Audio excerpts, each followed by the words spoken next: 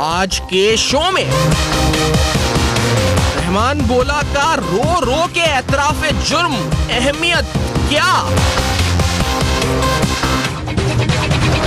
یار آپ نے زندہ لوگوں کو، غریب لوگوں کو زندہ جلا دیا صرف پیسہ لینے کے بعد۔ کس طرح اس کو بینکاک میں، اور پہلے دبئی بھاگا اور بالآخر وہ بینکاک میں، کسی کو نہیں پتا تھا، آپ کو بھی نہیں پتا تھا کس طرح ہم نے تھائیلینڈ کی حکومت کے ساتھ مل کر اور کی سیکیورٹی ایجنسی کے ساتھ مل کر نشاندہی کی۔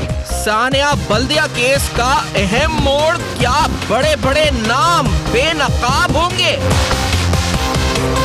عدالت ریڈ وارنٹ کے وارنٹ جاری کرتے حماد صدیقی کو وقت آنے پر حماد صدیقی آ کر اپنے آپ کو عدالت میں پیش کرے گا، اور انشاءاللہ ہم قانونی اور آئینی طور پہ ہر طریقے سے، اخلاقی طور پر، مورالی طور پر ہم حماد صدیقی کو مکمل سپورٹ کرتے ہیں اور اس کی قانونی جنگ لڑنا ہم اپنی ذمہ داری سمجھتے ہیں۔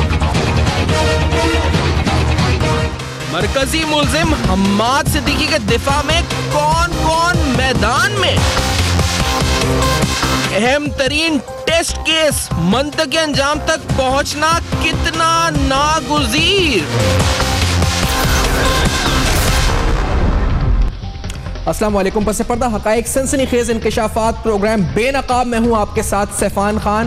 یہ وہ کیس ہے جس میں 250 سے زیادہ زندہ لوگوں کو جلا دیا گیا تھا، اور جلایا گیا تھا یا وہ خود جل گئے تھے، اس بات کو آج تک ہم ثابت نہیں کر سکے یہ حادثہ تھا یا پھر یہ دہشت گردی تھی، کھلی دہشت گردی تھی جو بھتے کے لیے کی گئی تھی۔ آج تک جی آئی ٹیز آئیں، فورنسک رپورٹس آئیں، میں نے آپ کو جی آئی ٹیز دکھائی ثانیہ بلدیہ کی، جن جی آئی ٹیز کے اندر کہا گیا کہ ہاں یہ آگ لگی نہیں، آگ لگائی گئی تھی۔ اسی طرح اس کیس کے حوالے سے فورنسک رپورٹس سامنے آئیں، جن فورنسک رپورٹس میں یہ کہا گیا کہ ہاں یہ آگ لگی نہیں بلکہ کیمیکلز کے ذریعے لگائی گئی تھی۔ لیکن اس کے باوجود، کیونکہ ہم نے یہ دیکھا ہے ہسٹوریکلی کہ کئی بار جی آئی ٹیز سامنے آئی ہیں، جی آئی ٹیز کی بنیاد پر خبریں سامنے آئی ہیں، لیکن جب ملزم عدالت کے سامنے پیش ہوتا ہے، جب جوڈیشل مجسٹریٹ کے سامنے ملزم بیان ریکارڈ کراتا ہے تو وہ اپنے بیان سے پھر جاتا ہے اور وہ کہتا ہے جی کہ میں نے بیان پولیس کے پریشر میں دیا، لیکن ایسا اس پرٹیکولر کیس میں نہیں ہوا۔ ثانیہ بلدیہ نے ایک اہم موڑ لیا جب رحمان عرف بولا، جس کو تھائی لینڈ سے گرفتار کر کے پاکستان لایا گیا اور جب جوڈیشل مجسٹریٹ کے سامنے پیش کیا گیا تو جوڈیشل مجسٹریٹ جہاں اس کی جی آئی ٹی کا ایک سیشن ابھی ہونا باقی تھا، یعنی یہ بتانا بڑا ضروری ہے کہ پولیس کی تحقیقات میں ایک سیشن ابھی باقی تھا، پولیس کو اپنی تحقیقات مکمل کرنی تھی، لیکن اس سے پہلے ہی رحمان بولا نے اعتراف جرم کر دیا۔ اس نے کہا کہ فیکٹری مالکان سے 25 کروڑ روپے بھتہ مانگا تھا حماد صدیقی کہنے پر، 1 کروڑ روپے کا جو ہے اس پر سن کر حماد صدیقی نے فیکٹری کو آگ لگانے کا حکم دے دیا تھا، اور یہ کہا گیا تھا کہ یہ رؤوف صدیقی صاحب کے بارے میں رؤوف صدیقی صاحب نے اپنی وضاحت دی کہ فیکٹری مالکان سے نام سے بھی میں واقف نہیں ہوں۔ اسی طرح سے جو لوگ جن کا نام لیا گیا انہوں نے اپنی وضاحتیں اس حوالے سے پیش کی ہیں۔ یہ بڑا امپورٹنٹ بیان ہے رحمان عرف بولا کا، جس میں وہ کہتا ہے کہ 25 کروڑ روپے مانگے گئے تھے اور ساتھ ساتھ فیکٹری میں شراکت داری مانگی گئی تھی، لیکن جب شراکت داری نہیں ملی تو پھر کہا گیا کہ 1 کروڑ روپے دیں گے ہم فیکٹری کے علی انٹرپرائزز کے مالکان نے کہا، جس کے بعد فیصلہ ہوا کہ فیکٹری کو جلا دیا جائے۔ مرکزی ملزم حماد صدیقی کا نام بھی لیا رحمان بولا نے کہ اس کے حکم پر یہ فیکٹری جو تھی اس کو آگ لگائی گئی۔ اب یہاں اس صورتحال کے اندر بڑا امپورٹنٹ ہے کہ جو لوگ اس وقت بھی دفاع کر رہے ہیں حماد صدیقی کا، جیسے پاک سازوین پارٹی اوپنلی کہہ رہی ہے کہ ہم حماد صدیقی کے حوالے سے ہم اس کے ساتھ کھڑے ہیں، ہم لیگل فائٹ بھی لڑیں گے، لیکن اس پوری صورتحال میں جب ریڈ وارنٹس جاری ہونے کا انسداد دہشت گردی کی عدالت نے کہا ہے حماد صدیقی کے، تو کیا ریڈ وارنٹ جاری ہونے کے بعد حماد صدیقی کو بھی بہت جلد گرفتار کیا جائے گا؟ کیا اس کیس میں اور بھی بڑے نام بے نقاب ہوں گے؟ اور یہ بیان کتنا اہمیت کا حامل ہے؟ میں نے جس طرح کہا جی آئی ٹیز آئیں، کئی بار آئیں، رضوان قریشی کی جی آئی ٹی آئی جس میں زبیر الچریا نے کا نام لیا گیا، زبیر الچریا کی جی آئی ٹی آئی جس میں رحمان عرف بولا کا نام لیا گیا، اور اب رحمان عرف بولا کا اعترافی بیان سامنے آیا ہے۔ جی آئی ٹی اور اعترافی بیان میں واضح فرق ہوتا ہے، یہ بھی ہم لیگل ایکسپرٹ سے سمجھنے کی کوشش کریں گے۔ ثانیہ بلدیہ کیس اہم ترین موڑ کیا سلجھنے جا رہا ہے؟ کیا ان 250 سے زیادہ جانوں کا جو خون ضائع ہوا ان کو انصاف ملنے کے قریب ہے، ان کے ورثہ کو انصاف ملنے کے قریب ہے؟ آج کے پروگرام میں بے نقاب کریں گے، فالو اپ کریں گے، کیونکہ یہ سوال ہے 250 جانوں کا، یہ سوال ہے کراچی کے امن و امان کا، یہ سوال ہے انصاف کا، جو ہم اس پر کڑے سوالات اٹھائیں گے after this very short break. دیکھتے رہے گا اب تک۔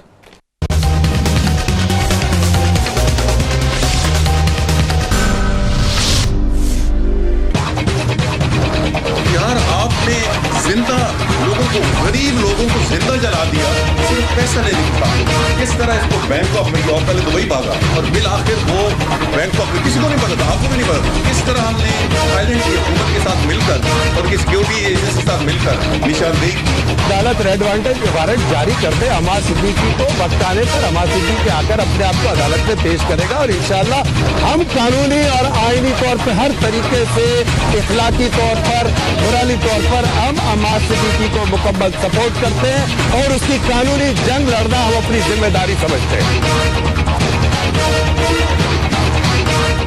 ویلکم بیک، آپ دیکھ رہے ہیں بے نقاب۔ ایک ملزم رو رو کر اعتراف جرم کرتا ہے، اقرار جرم کرتا ہے، کہتا ہے کہ میں سو نہیں سکا، میں نے جب سے یہ آگ لگائی عمار صدیقی کے کہنے پر میں سو نہیں سکا رات کو، جج کے سامنے کہتا ہے۔ جج یہ کہتے ہیں کہ آپ جوڈیشل میجسٹریٹ یہ کہتا ہے کہ آپ تھوڑا ٹائم لے لیں، آپ کو کیا پتہ تشدد کیا پولیس نے، تھوڑے ٹائم بعد بیان دے دیں۔ 2.5 سے 3 گھنٹے اس کو انتظار کرایا جاتا ہے، 2.5-3 گھنٹے بعد بھی وہ کہتا ہے کہ میں اپنا اقرار جرم کرتا ہوں، ہاں میں نے فیکٹری کو آگ لگائی جس میں 250 سے زیادہ لوگ زندہ جل چکے ہیں۔ میرے ساتھ ہم کیونکہ سیاسی، قانونی اور دفاعی پہلو سے اس میں تینوں اہم پہلو ہیں، ہم بات کریں گے۔ میرے ساتھ خواجہ نوید صاحب، بیرسٹر خواجہ نوید صاحب سینئر قانونی ماہر ہیں، میرے ساتھ اسٹوڈیو میں موجود ہیں، بہت شکریہ، السلام علیکم سر، آپ نے جوائن کیا پروگرام میں۔ جناب حلیم عادل شیخ صاحب پروگرام میں جوائن کر رہے ہیں، پاکستان تحریک انصاف کے سینئر رہنما ہیں اور بالخصوص سندھ اور کراچی کی سیاست کو بڑی غور سے دیکھتے ہیں، سمجھتے ہیں۔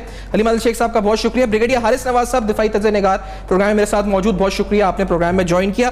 سر جوڈیشل میجسٹریٹ کا بیان، پہلے تو خواجہ صاحب یہ مجھے بتا دیں فرق کیا ہے، کیونکہ جے آئی ٹی اس پر خبریں بڑی بنی ہیں اور بڑی بڑی شہ سرخیاں بن جاتی ہیں، لیکن ایک جے آئی ٹی میں اور جوڈیشل میجسٹریٹ کے سامنے اعتراف جرم میں فرق کیا ہوتا ہے، قانونی طور پر کیا فرق ہوتا ہے؟ پہلے قانونی طور پہ یہ ہے کہ ایویڈنس ایکٹ کے تحت 2 طرح کی شہادتیں ہوتی ہیں، ایک ہوتی ہے ایڈمیسیبل ان ایویڈنس، ایک ہوتی ہے ان ایڈمیسیبل ان ایویڈنس، یعنی ایک وہ جو کہ آپ عدالت میں پیش کر سکتے ہیں اور عدالت اس کو پھر پڑھ کر آپ کے خلاف فیصلہ دے سکتی ہے۔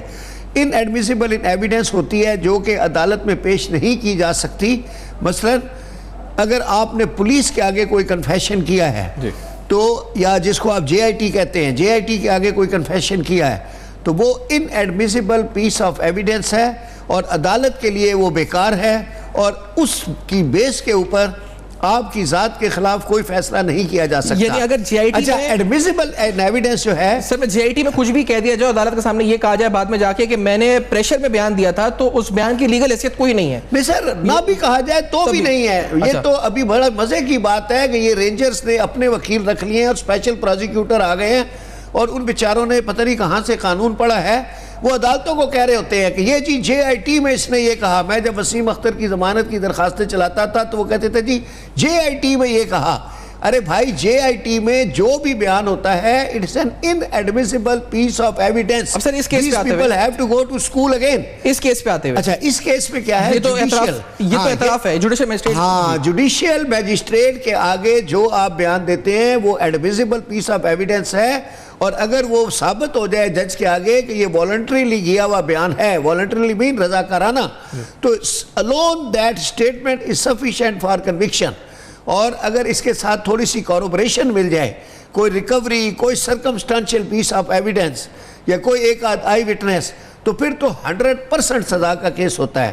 تو ہزاروں کیس ہیں جس میں کہ کنفیشن کے اوپر ٹرائل کورٹ نے باقاعدہ سزائے موت دی ہے اور وہ سپریم کورٹ تک اپ ہولڈ ہوئے ہیں۔ صحیح نہیں، ہم نے اس سے پہلے سٹوریز فالو کی ہیں، اس میں یہ ہوتا ہے کہ ملزم بیان جے آئی ٹی میں دیتا ہے، جب جوڈیشل میجسٹریٹ کے سامنے جاتا ہے تو وہاں جا کے وہ کہتا ہے کہ بیان مجھ سے زبردستی لیا گیا تھا، میں اس بیان سے لاتعلقی کا اظہار کرتا ہوں۔ لیکن اس کیس میں اس نے جا کے رو رو کر اعتراف کر لیا کہ مجھے نیند نہیں آتی تھی راتوں کو اور میں قبول کرتا ہوں کہ ہاں میں نے 250 لوگوں کو زندہ جلایا تھا، فلاں فلاں کے کہنے پر میں نے یہ کیا تھا۔ سر یہ میرا تجربہ ہے، یہ بلکہ ایک مرڈر کیس تھا، وہ بندے نے کیا پتہ نہیں، پھر ٹکڑے کیے، پھر پھینک دیا، پھر رات کو اس کو وامٹنگ ہو گئی، پھر وہ سو نہیں سکا اور پھر وہ خود تھانے چلا گیا رپورٹ کرانے۔ یہ کیس ہمارے سامنے آیا تھا آج سے 15-16 سال پہلے۔ تو یہ اللہ کا ایک سسٹم ہے اور نفسیات کا بھی کوئی ہے، یہ جو پروفیسر ہوں گے وہ بتائیں گے کہ اگر آپ کو اتنا بڑا ہینیس کرائم کرتے ہیں تو آپ اس کو ہضم نہیں کر سکتے۔ وہ جسے کہتے ہیں نا شعر ہے، جو چپ رہے گی زبان خنجر، لہو پکارے گا آستین کا، تو وہ کہیں نہ کہیں سے خون جو ہے وہ بول پڑتا ہے۔ یہ پرانی کہاوت بھی ہے کہ خون خود بول پڑتا ہے، اور وہ مصطفیٰ زیدی میں انہوں نے کہا تھا کہ میں کس کے ہاتھ پہ اپنا لہو تلاش کروں، تمام شہر نے پہنے ہوئے ہیں دستانے، مگر خون کے کیس میں سر دستانے بھی اتر جاتے ہیں یا وہ بھی رنگین ہو جاتے ہیں۔ صحیح۔ حلیم عادل شیخ صاحب آپ کی طرف آتے ہوئے، سر معاملہ یہ تو اس کا جو قانونی پہلو تھا، سیاسی پہلو سمجھائے گا۔ سر کراچی میں کام اس طرح ہوتا ہے ایک فیکٹری جو اس نے اعتراف جرم کیا ہے کہ ایک فیکٹری مالکان کو ہم نے کہا کہ آپ ہمیں 25 کروڑ روپے اور شراکت داری دے فیکٹری میں. جب منع کیا 1 کروڑ روپے کی بات ہوئی تو پھر غصے میں حماد صدیقی نے جو اس کا بیان ہے جو اس نے عدالت میں دیا ہے, تنظیمی کمیٹی کے سربراہ نے یہ کہا کہ اس فیکٹری کو آگ لگا دی جائے, اور پھر زبیر و چریا کے ساتھ مل کے میں نے فیکٹری کو آگ لگا دی. علی بادل شیخ صاحب, کیا یہ کام ہوتا ہے کراچی اس طرح چل رہا تھا یا ابھی بھی ایسی چل رہا ہے؟ یہ کیا پہلو بے نقاب ہوا ہے سیاست کا؟ دیکھیے جی, ابھی جو خواجہ صاحب نے کہا کہ جی تمام شہر نے پہنے ہوئے دستانے, میں کس کے ہاتھ پہ اپنا خون تلاش کروں, جو بھی ہے, یہاں تو بغیر دستانوں کے کام ہو رہا تھا, یہاں تو سرعام کام ہو رہا تھا, سرعام. جس انداز سے بے نقاب ہوئے ہیں سیفان, میں سمجھتا ہوں کہ شرم آنی چاہیے اس کیس میں. جو بڑے بڑے مطلب دونوں پارٹیز, میں کہتا ہوں اس میں لندن ہو, پاکستان ہو یا پی ایس پی ہو, جس کا پہلے تعلق رہا بھولا سے, حماد سے یا وہ چریے سے, جس سے بھی رہا, میں کہتا ہوں اس میں تو سہولت مرزا سے جو بھی تھا تمام لوگوں سے, میں کہتا ہوں اس میں اگر پہلے بات کر رہا ہوں بلدیہ فیکٹری کی, کیسے نیند, جب ہمیں نیند نہیں آتی, آج ہمیں سوچ سے ہم لوگ پریشان ہو جاتے ہیں. میں کہتا ہوں آج سوچنا پڑے گا. پولیٹیکلی کراچی میں اسے ایسے ہی چل رہا تھا, مار دو, جلا دو, آگ لگا دو. آج چلیں اس سے ذرا علیحدگی ہوئی ہے, لیکن کون سے فیسز ہیں یہ آج جو آپ دکھا رہے ہیں کہ اس کون, میں کہتا ہوں کہ پی ایس پی, لوگ سمجھ رہے تھے کہ شاید یہ کوئی سافٹ لوگ آ گئے, لیکن آج جب سے میں خود تھوڑا سافٹ کارنر تھا ان کے لیے, چلو یار انہوں نے گند کو جان چھڑائی, الطاف حسین سے جان چھڑائی, یہ آ کے اچھی بات تو کر رہے ہیں, لیکن جس دن سے میں نے دیکھا ہے کہ یہ لوگ بھی بلدیہ فیکٹری کے لوگوں کو بچانے کے لیے آ رہے ہیں, میں کہتا ہوں اس حمام میں سب ننگے ہیں. اور کراچی کی سیاست بالکل ثابت ہو چکا ہے کہ دہشت گردی کی سیاست تھی, ڈنڈے کی سیاست تھی, بندوق کی سیاست تھی, مارنے کی سیاست تھی, ٹارگٹ کلنگ کی سیاست تھی. اب کراچی والوں کو اور کیا چاہیے؟ کراچی والوں کو کب نکلیں گے باہر؟ کیا یہ سب بے نقاب نہیں ہو گئے؟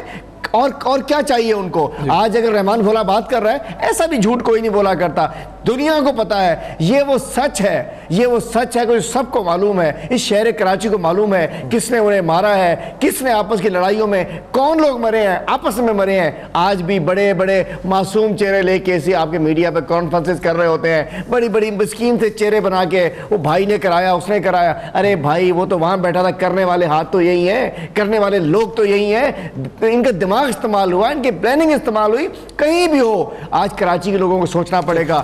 اگر کوئی موقع ملا ہے, اس سے پہلے حلیم صاحب میں نے سنا ہے, جب ہم نے سنا کہ لندن سیٹ اپ ہے, کوئی ساؤتھ افریقہ میں سیٹ اپ ہے, الطاف حسین صاحب چلاتے ہیں, کوئی رو کا انڈین سیٹ اپ ہے جو چلایا جاتا ہے, کیونکہ یہ جو آپ پی ایس پی کی بات کر رہے ہیں وہ تو یہ واضح طور پر کہہ رہے ہیں کہ یہ حماد صدیقی نہیں, یہ بیسکلی الطاف حسین صاحب نے خود کروایا تھا. الطاف حسین صاحب کرواتے تھے, ان کا اپنا نیٹ ورک آپریٹ کرتا تھا, اور اس طرح کے سارے کام وہ خود کرواتے تھے, اور یہ اس میں کسی اور کا, کسی پلیئر کا کام نہیں ہے, یہ اوپر سے ہی سطح سے کام ہوتا تھا. کچھ آپ کراچی میں رہے ہیں, آپ کو لگتا ہے کہ یہ واقعی میں اوپر سے سارے انسٹرکشنز ڈائریکٹ آتے تھے سیفان؟ دیکھیے سیکٹر انچارجز کو اور سب کو, الٹیمیٹلی انسٹرکشنز تو وہیں سے آتے ہوں گے, جتنا گندا ذہن وہ تھا کوئی اور نہیں ہو سکتا, لیکن امپلیمنٹ کون کرتا تھا؟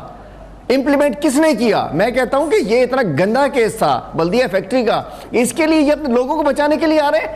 الٹیمیٹلی ایک الطاف بیٹھا تھا وہاں, لیکن یہ جتنے لوگ ہیں یہ معصوم نہیں ہیں, یہ معصوم چہرے نہیں ہیں, اس میں کرنے والے ان کی شمولیت ہوتی ہے ان سب کی. آج کسی طرح بیٹھا ہوں, ایک تو میں بتا دوں, بار بار کہتا ہوں کہ لندن پاکستان دو نہیں, ایک ہے, یہ بالکل ایک ہے, بائی پلان. یہ مافیا کا طریقہ ہے کہ اتنا جھوٹ بولو, یہ لڑیں گے بھی صحیح, نعرے بھی لگواتے ہیں, لیکن آپ کو پتہ ہے میئر ان کا اپنا ہے, کام کرنے دو. یہ بائی پلان کہ جی ذرا چابی کم ہو جائے, ذرا کھل کے موقع مل جائے. میں سمجھتا ہوں کہ طے کرنا ہے. آپ نے مجھ سے پولیٹیکل اینگل پوچھا ہے, میں کراچی کے شہریوں سے آپ کے ذریعے سوال کرتا ہوں کہ اور کتنا ظلم سہنا چاہو گے, اور کتنی بربریت دیکھنا چاہو گے, اور کتنا قتل عام دیکھنا چاہو گے, اور پھر بھی ان کے پیچھے لگے رہو گے. ایک ٹوپی, دوسری ٹوپی, ہری ٹوپی, لال ٹوپی, نیلی ٹوپی, ایک ہی لوگ ہیں, ٹوپیاں چینج کرنے سے کچھ نہیں ہوگا. میں نے سیاسی اینگل پوچھا ہے تو کیونکہ میں اس پر یہ بتاتا چلوں, میں نے کل آپ کے ایک کارکن اور ایک لیڈر کے صاحبزادے کو بھی نشانہ کراچی میں بنایا گیا.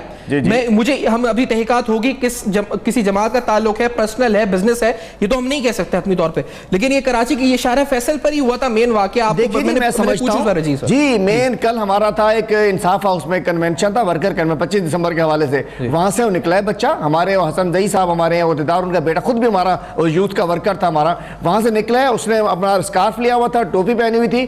جیسے شارع فیصل ہوئے کہ 3 فائر ہوئے ہیں, مطلب کہ اچانک گولی ہوتی ہے, ایک ہوتی نا, 1 2, ان میں مڑ کے دیکھا تو تیسرا فائر اس میں سر میں لگا ہے. بات یہ ہے کہ الٹیمیٹلی یہ وہی لوگ ہیں جو کبھی پولیس والے کو روڈ سے گزرتا ہوا دیکھ کے ٹارگٹ کر دیتے ہیں, کبھی ان کو جو سمجھتے, کل انہیں روڈ پہ چلتا ہوا ٹارگٹ نظر آیا, اس کو ٹارگٹ کر دیا. یہ آئی جی سندھ کا چینجنگ ہو, جو بھی کچھ ہم دیکھتے ہیں, جو پولیٹیسائزیشن آف کراچی آپریشن ہے, اس کو سیاسی کرنا ہے, اس میں سیاسی مسئلہ ڈالنا ہے, جس کی وجہ سے دوبارہ کلنگ ہونی شروع ہو گئی ہے. اور میں سسٹینیبل نہیں کہتا ہوں اس کو, میں سمجھتا ہوں کہ کراچی آپریشن سسٹینیبل نہیں ہے, اور ہمیں اس پہ سوالیہ نشان نظر آ رہے ہیں. بریگیڈیئر حارث نواز صاحب آپ کی طرف آتے ہوئے سر, یہ جو اگلا اس کا مین محرب مرکزی ملزم جس کو کہا جا رہا ہے, جو ملزمان کہہ رہے ہیں, جو گرفتار ہیں, جو اعتراف جرم کر رہے ہیں, وہ حماد صدیقی ہے.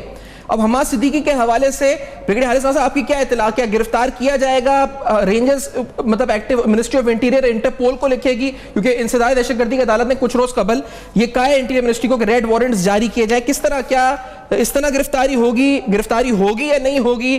حارث نواز صاحب کیا اطلاعات ہیں اس بارے میں؟ دیکھیں بیسیکلی بات یہ ہے صفان کہ اگر اس نے جا کے بھولا نے جوڈیشل مجسٹریٹ کے سامنے یہ بیان دیا ہے, اٹ از اے کریڈیبلٹی, جیسے خواجہ نوید صاحب نے بات کی ہے.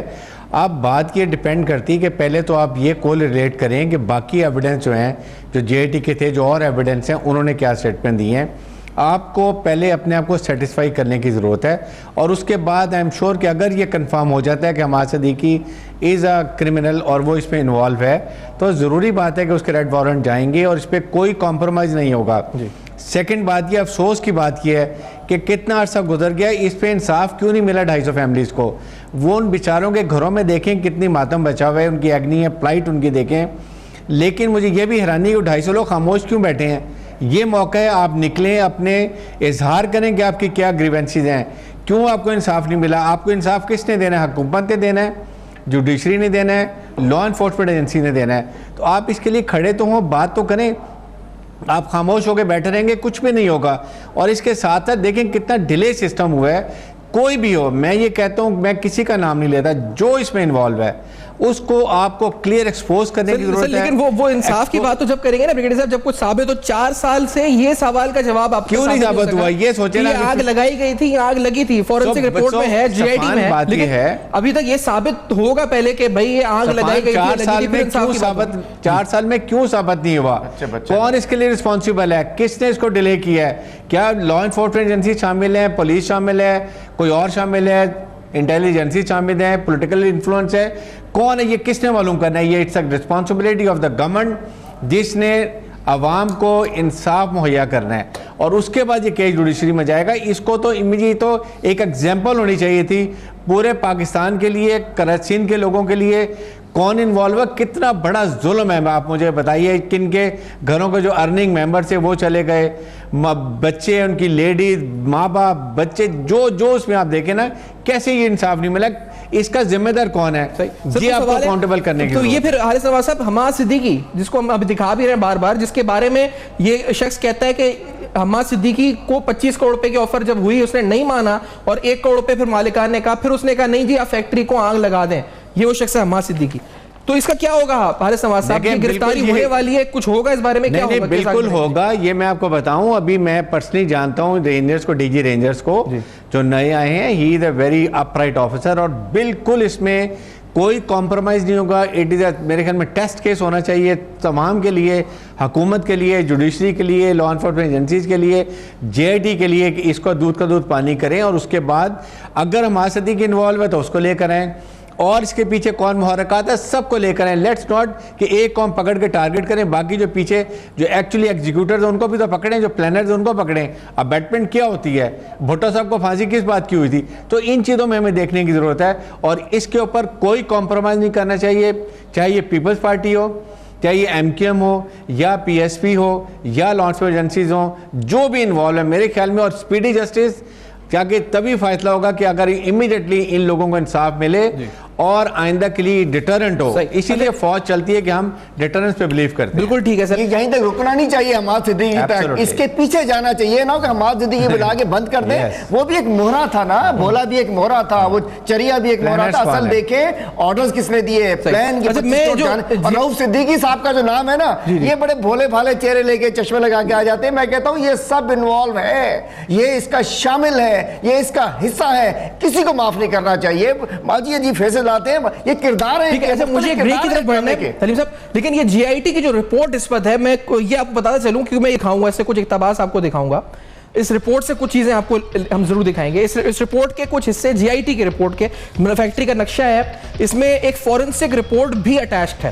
اس فورنسک رپورٹ میں کیا لکھا ہوا ہے میں یہ ڈسکس بھی کروں گا, اور بالکل لیگل اوپینین بھی اس پہ ہم شامل ضرور کریں گے کہ جب لکھا ہے ایکسپرٹس نے کہ فیکٹری کو جلایا گیا تھا, فیکٹری جلی نہیں تھی, حادثہ نہیں تھا, تو پھر اس پر اب کیا آگے قانونی عمل ہوگا اس کو ثابت کرنے کے لیے. After this very short break دکھے گا.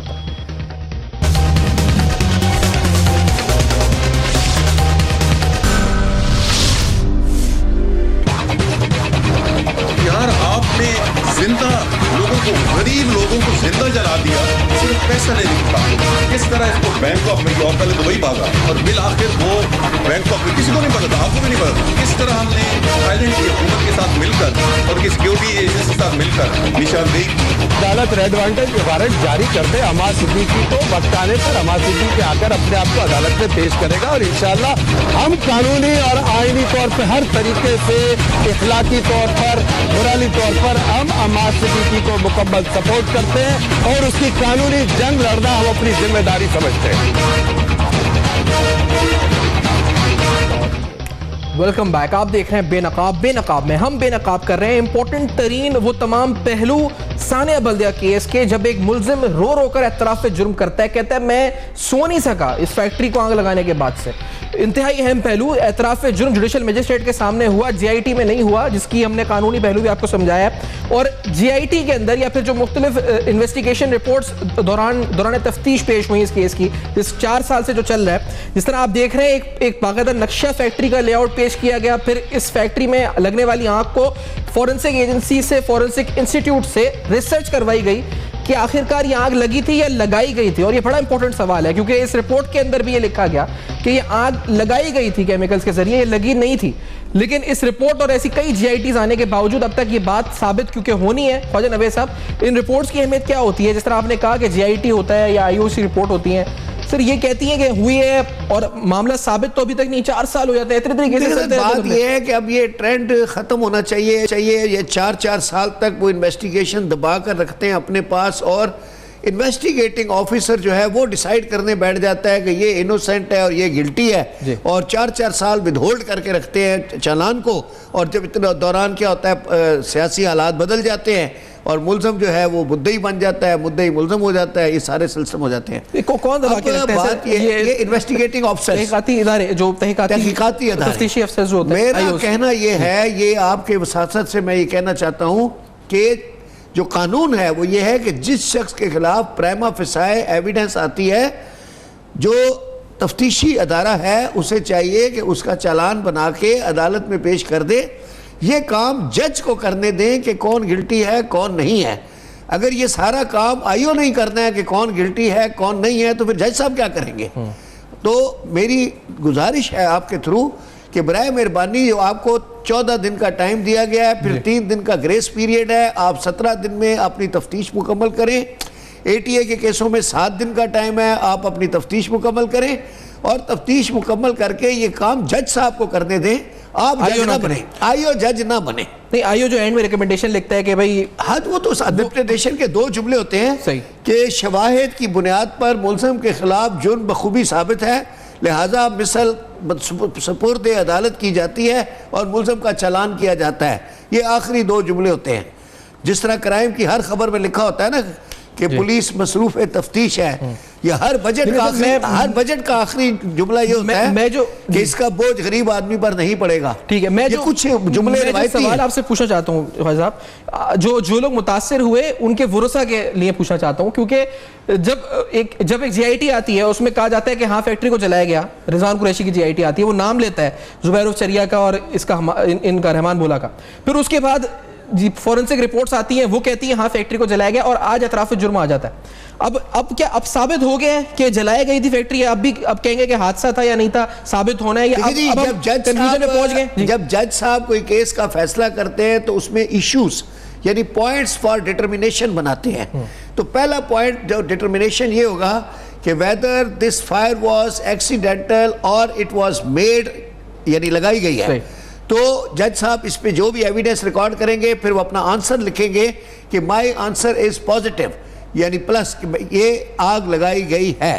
پھر اس کے بعد دوسرا سوال ہوتا ہے if this was put on fire who is responsible for it. سر وہ رپورٹ جو پھر ایویڈنس وہ آئیو رپورٹ دے گا نا جج صاحب کو, تو وہ رپورٹ تو ہے جو ہم دکھا رہے ہیں اس پر جس میں لکھا گیا کہ ہاں میں کہتا ہوں کہ جج کے سپرد کریں نا, رکھ کے کیوں بیٹھے میں.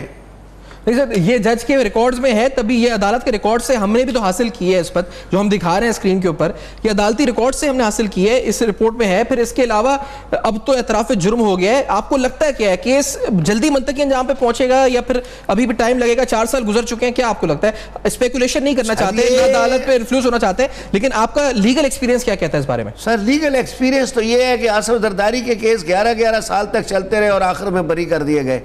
تو اگر یہی طریقہ ہے تو پھر سارے ہی بری ہو جائیں گے. اچھا بھئی آصف صاحب دیکھیں نا, دودھ سے نہلا کے نکالے گئے ہیں, اتنے کیس بنے. تو آپ کو اس کا منطقی انجام جو ہے نیگیٹو نظر آتا ہے, آپ اس اینڈ جو ہے اس کا اچھا نظر نہیں آ رہا کیس کا؟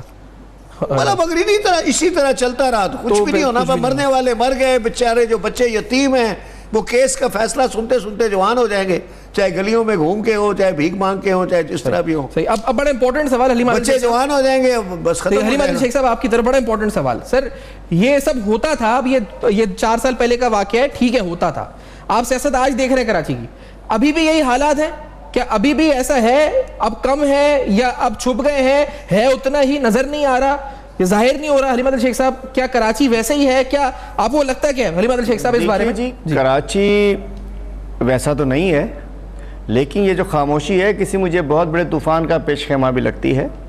چونکہ ابھی 12 مئی والے بھی پاک صاف ہو کے واپس آ رہے ہیں, جیسے ابھی خواجہ صاحب نے بتایا کہ بہت سارے بڑے بڑے وکیلوں کو کر لیں گے معذرت کے ساتھ, اور وہ چھٹ چھٹا کے معزز بن کے دوبارہ آ جائیں گے صاف کلین ہو کے. 12 مئی والوں کا کوئی حساب نہیں, ان کا بھی کچھ نہیں ہوا اور لگتا ہے کہ ان کا بھی کچھ نہیں ہوگا. جو ہمارا سسٹم ہے, پروسیکیوشن ہماری ویک ہے, اور وہ آپ نے بتایا کہ یہ سارے معاملات مطلب گورنمنٹ سے شاید کسی کی ضرورت پڑ جائے, کسی کی گورنمنٹ بچانے کی ضرورت پڑ جائے, شاید کسی کو اب ہلکا ہاتھ رکھنے کا کہا جائے اور پروسیکیوشن سلو کر دی جائے, گورنمنٹ کیس کا پیچھا نہ کرے اور یہ سب آزاد ہو کر باہر آ جائے. لیکن میں کہتا ہوں سیفان کہ آج یقین جانے دل خون کے آنسو ہوتا ہے. آپ سوچو کہ وہ 269 لوگ, ان کا قصور کیا تھا؟ کہ ان بیچاروں کا کیا قصور تھا؟ اگر 25 کروڑ روپے نہیں دیے تو سیٹ نے نہیں دیے تھے. وہ غریب لوگ جو اپنے بچوں کی روٹی کے لیے, فیکٹری میں ملازم کتنی تنخواہ ہوتی ہوگی یار, 10,000 12,000 15,000, خواتین تھیں, بچیاں تھیں, بیوائیں تھیں, ہماری بہنیں تھیں. میں کہتا ہوں لعنت ہے ان لوگوں کے اوپر جنہوں نے ظلم کیا, اور لعنت ہے ہم سب کے اوپر کہ جنہوں نے آج تک ان کو ایسے دیکھ رہے ہیں جیسے یہ کوئی نارمل کیس ہے, یہ کوئی جھگڑے کا کیس ہے. میں کہتا ہوں اس کا کسی وکیل کو کیس لڑنا چاہیے. خواجہ صاحب تو اعلان کریں گے, اس میں اپنی کمیونٹی سے کہیں گے کہ اس کے کسی ظالم کا کیس نہیں لڑیں گے, اور شرم آنی چاہیے ان سیاستدانوں کو جو ان کو سپورٹ کرنے جاتے ہیں. میں کہتا ہوں کہ کب تک کیوں مارتے رہتے ہو صرف بھتہ نہ دینے کی خاطر؟ مرتا کون ہے؟ غریب. وہ اب بریڈر صاحب نے بات کی کہ ان کے ورثہ کہاں گئے. یار ان کے کھانے میں روٹی نہیں ہے, مر گئے, کفیل تھے, وہ اپنے بچوں کو پالیں, اپنی قسمہ پرسی میں رہیں یا ان کو کرنے کے لیے باہر آئیں اور ایک اور بلدیہ ٹاؤن کا کیس آ جائے. کراچی میں آج کل ایسا نہیں ہے, لیکن جو حالات لگ رہے ہیں کچھ ختم نہیں ہوا. کل یہ پھر سر اٹھائیں گے, پھر یہ ایک دوسرے کو ماریں گے, پھر یہ کراچی والوں کو ماریں گے, اور یہی ایک دوبارہ سٹوری دوبارہ آ جائے گی اور یہ غریب مرتے رہیں گے. ایک تو اس کا پہلو بالکل یقینی طور پر جس سے ہم آنکھیں چھپا ہی نہیں سکتے, جو انصاف نہیں ملا غریب لوگوں کو. سر دوسرا پہلو کہ فیکٹری مالکان اگر جن کو 25 کروڑ پہ مانگے گئے, سر ایسے حالات میں, ایسے انویسٹمنٹ کلائمیٹ میں آپ کو لگتا ہے وہ انویسٹمنٹ کلائمیٹ ریسٹور ہوا ہے؟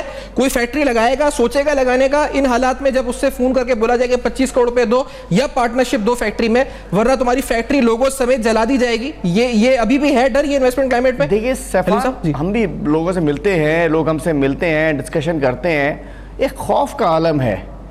وہ کہتے ہیں کہ کیا یہ آپریشن منطقی انجام تک پہنچے گا؟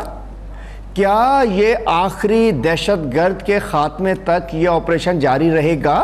آخری ٹارگٹ کلر تک, آخری بھتہ خور تک, آخری لینڈ گریبر تک, آخری گینگ وار تک, کیا یہ آپریشن جاری رہے گا؟ یہ ایک ایسا کوسچن مارک ہے. اب دیکھیے نا, آپریشن کبھی تیز نظر آتا ہے, کبھی سلو نظر آتا ہے, کبھی بہت تیزی سے چھاپے پڑنے لگتے ہیں, کبھی لگتا ہے کہ یار کوئی لگتا ہے ڈیل ہو گئی. میں عام آدمی کی بات کرتا ہوں, شاید بریڈر صاحب کو پتا ہو, خواجہ صاحب کو پتا ہو, آپ کو پتا, میں کامن مین جو بات کر رہا ہوتا ہے وہ سوچ رہا ہوتا ہے کہ لگتا ہے کہ اب آپریشن ہلکا ہو گیا, اب تیز ہو گیا, اب اس کا کان مروڑ دیا, اب اس کا کان. نہیں نہیں نہیں, یہ نہیں ہونا چاہیے.